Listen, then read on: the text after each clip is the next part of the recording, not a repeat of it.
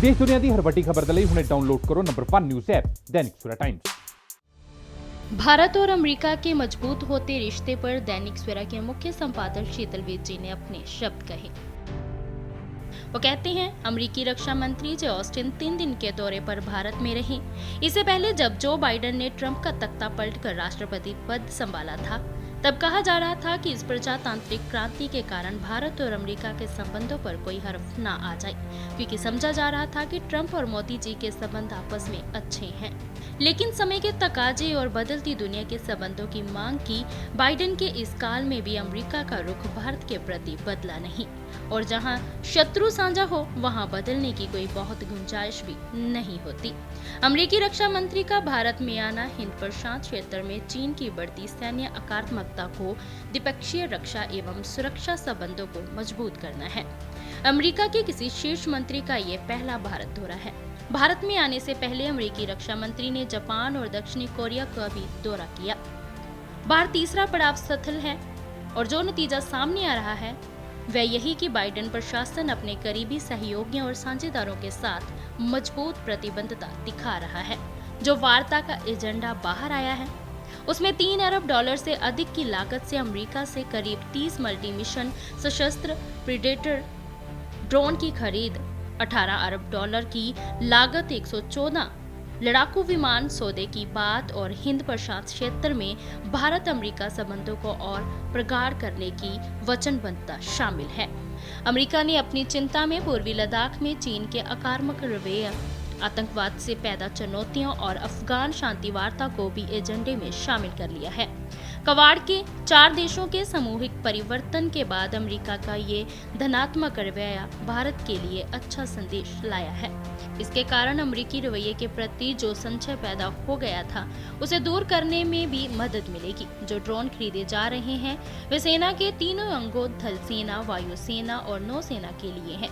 ये अमेरिकी रक्षा company general atomic से मंगवाए जाएंगे। 114 लड़ाकू विमान खरीदने की योजना भी भारतीय नभसेना को सुदृढ़ करेगी।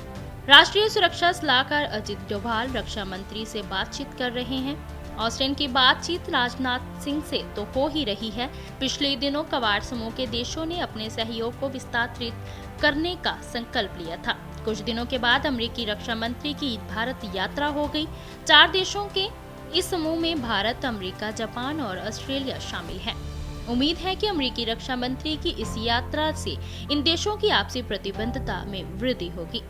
इसके साथ ही अमेरिका की विदेशी मामलों की सेनेट के कमेटी अध्यक्ष सेनेटर रॉबर्ट मेडेस ने ये मांग भी रखी है कि भारतीय नेताओं के समक्ष S-400 मिसाइल रक्षा प्रणाली खरीद की ऑफर भी रखी जाए। भारत इस समय इसे रूस से खरीद रहा है। उसने अक्टूबर 2018 में रूस के साथ $5 अरब का सौदा किया था। अब अमेरिका से भी ये सौदा हो जाता है तो भारत की ताकत 2 गुनी हो जाएगी।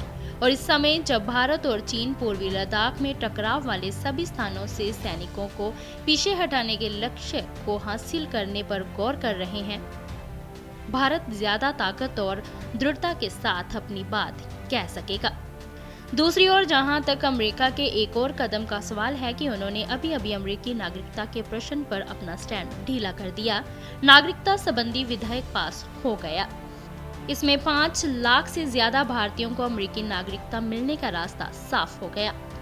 राष्ट्रपति के एक हस्ताक्षर करने से ही ये कानून अमल में आ जाएगा और अमेरिका में लगभग 1 करोड़ 10 लाख ऐसे अप्रवासियों को नागरिकता मिल जाएगी जिनके पास वैध दस्तावेज नहीं है।